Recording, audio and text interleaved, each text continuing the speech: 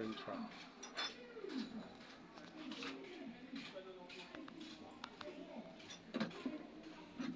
Something like this for the central generator, the main generator, the central one. So it will be a casing like this. We will have a breaker like this. Like this breaker now will be serving one of the block. This breaker now will be serving your building. This one will be serving other buildings. So all the buildings, their breaker will be in this will be controlled through this side.